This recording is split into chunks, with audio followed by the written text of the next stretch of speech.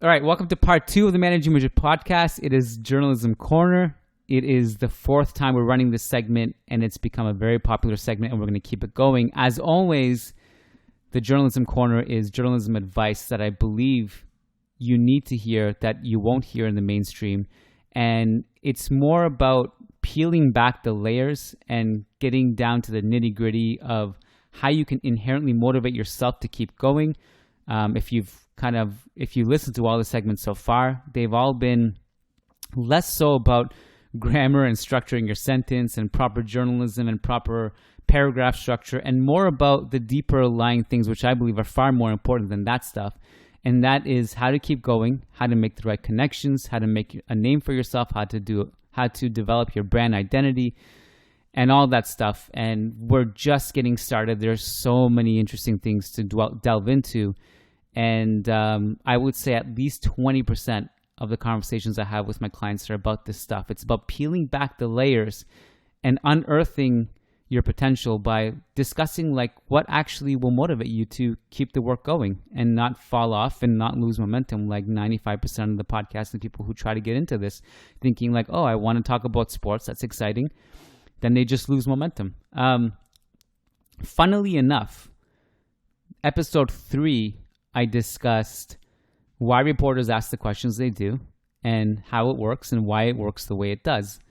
And there was a whole thing about this, which I won't rehash here, but I think it ties in because tonight's press conference, the post-game presser, was all about this subject, where every single question in the post-game presser was about the referee. Nothing was about football.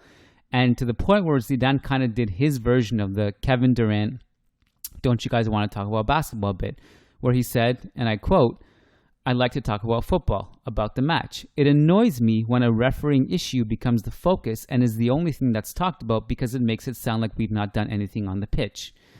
End quote. Well said, Zizou. And I discussed in episode 3 why I think it's going to change, why I believe it'll change. And there's a whole nuanced discussion about it. And I spent about 30 minutes at least combined talking to Lucas Madnom about this whole thing after tonight's press conference. And so it's a fascinating subject, and I'd urge you to go listen to episode 3. But anyway, just kind of tied in ironically to what Zidane said in the post-game presser today. This week, I want to talk about energy and keeping the momentum going, because one of the most asked questions that I get is, how do you do it? How do you go 3, 4, 5 podcasts a week, plus writing 1 or 2 columns a week, plus working on your book, plus making a few TV appearances, plus keeping up with the day-to-day, plus all the analytical research, plus juggling the content, making the schedule? And the answer is very simple, and it maybe will catch you off guard, maybe it won't, but it's just that energy will feed energy. And I know it sounds counterintuitive, but I'd ask you to ask yourself a question. 3 to 5 podcasts a week, do you think that's for you, or do you think that's for me? Honest question. How much value do you think I get out of it, and how much value do you think you'd get out of it? I'd hope that you would get a lot of value out of it, and I believe that's why you're listening to this and why you listen to all these podcasts, is that, we do our homework, we talk, we bring some entertainment value to it. We try not to be too monotonous in our work. We try to have fun, not take ourselves too seriously, but at the same time, respect your time and do all the research and bring our A game to the table. But I would say it's also equally, if not more, just for me. It's just for my way of practicing and keeping my momentum going. Think of it this way. The more healthy food you eat, the more healthy food you want. The more you exercise, the more you want to exercise. On the flip side, the more you lie down, the more you want to lie down. The more you sit and eat chips, the more you want to sit and eat chips. It all feeds each other. Everything is linked. All the energy, you can feed off of it in a good way or a negative way. It's the same thing with journalism. Right now, it's very interesting because of this whole COVID thing, and then we're returning back to football. Everything's condensed. The schedule is crazy. Real Madrid are playing every 3 days. So it's very difficult for me to write 1 column per week. So that 1 column may actually turn into 2 columns. I don't know. I'm not sure yet. I'm trying to still kind of juggling. This is all new for us, right? We're learning on the fly. But one thing for sure is that the rate that Real Madrid plays in, and all the storylines that shift and change from game to game, and there are a million storylines and things, that to the point where if I write something one week, it'll be relevant for maybe a day or two until Real Madrid plays within 3 days. So to juggle it this week, my column went up Friday night after midnight. So depending on where you live, you may have read it Saturday morning. Or if you're on the west coast of North America, you may have read it Friday night when it went up on your time zone. But I basically started that thing Friday night and I had it published over midnight. And it was about 2,000 words, had plenty of kind of video analysis in there, a lot of stats, a lot of analytics. And it was almost a combined post-game of Valencia plus a pre-game of of Real Sociedad, where I look back at the 2 Real Sociedad games this season, one in the Copa, one in the league, plus the Valencia game, and then kind of went over Odegaard's situation, Real Sociedad situation, kind of how the tactics might line up. And that is going to be relevant for a day or two. In this case, about 48 hours, I'd say, because I think even after the game is over, you can go back and look at it and see if what I wrote in the pregame held up and if it made sense. And so, do you think I would be able to write that column had I not written in a month or two? Absolutely not. So the reason I keep my content going is so that I can put out more content. Energy feeds energy. That's the rule. It's very simple. It may sound counterintuitive, but that's the rule. So it's a very simple formula, and all you have to remember is that energy feeds energy. So this is part of the reason why you lose momentum. A lot of people lose momentum. They do one podcast, and this is great. They might do a podcast next week, the week after, their podcast guest or host flakes. And or maybe you don't want to do it anymore. Maybe you're tired that day. You don't feel like doing it. Then it becomes a 2-week gap. That 2 week turns into 1 month. You might record 2 months from now and be like, I'm back, baby. Then you lose momentum again. And slowly it dissipates, it dissolves into thin air, and it's gone, it's disappeared. And you go back to whatever you were doing, 9-to-5 job. All the respect to you. I have no problem with that. But if you really, really want to build a life for yourself where you can just do this full time because you think talking about sports is fun as hell, then you got to be disciplined. You got to have momentum. In order to do that, you got to go feed yourself with content. Get in the habit because that's what's going to build your energy to do more.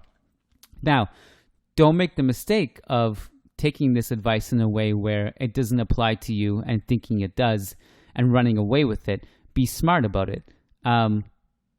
While I believe and I tell all my clients that you should be writing every day, even if it's 100 words a day, just keep that momentum going. It's a very important thing that works for me. And I believe that everyone should kind of get in that habit because sometimes you don't even have to publish anything. You just have to write one paragraph. That one paragraph means you're doing a little bit of more research to write the right thing, and it just kind of feeds itself, right? Be smart about it. Don't burn yourself out. Don't go on 1 hour of sleep and then email me and say, hey, I tried doing that every single day. Now I'm a zombie. Now I have health issues. It's all your fault.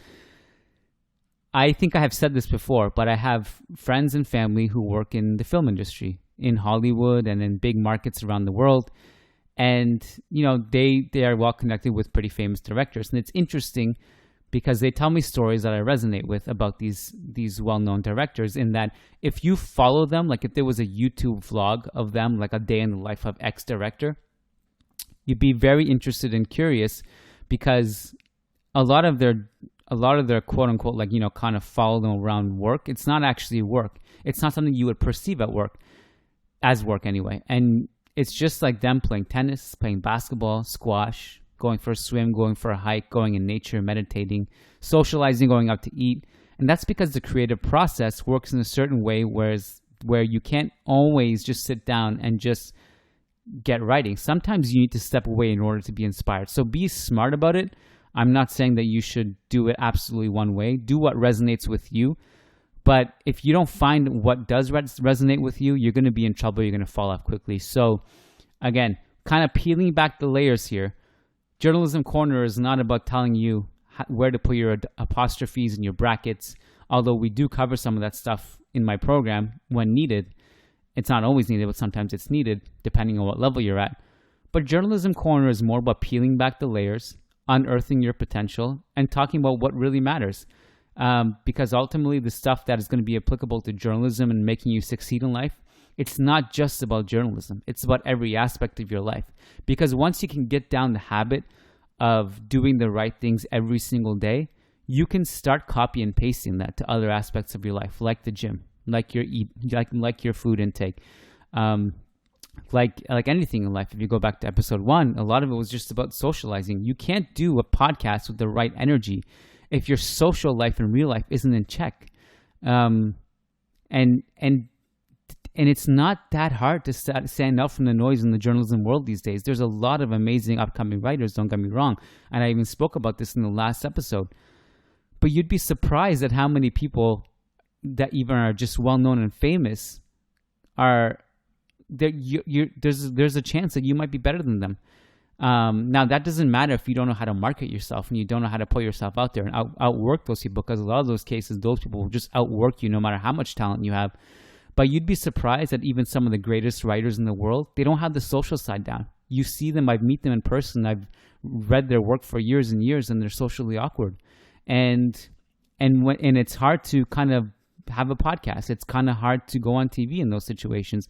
It's kind of hard to verbalize an analysis in those situations. So episode 1, going back to it, if your social life isn't down, if your ability to verbalize and connect with others isn't down, it's going to be very hard to do a podcast. And your podcasts are going to go from free-flowing and unscripted to robotic and monotonous. So again, peeling back the layers, this is what Journalism Corner is. This is what I want. I hope that you can resonate with. And if you're looking more of like the proper sentence structure and where to put your periods and your commas and your abbreviations, then I'm sorry, but you can do a Google search for that. That's not what Journalism Corner is. So I hope you found this helpful. And if you want any specific topic covered, email me, keon@keonsobine.com. I'll try my best. I can't promise. I do get a lot of requests, but I will try my best.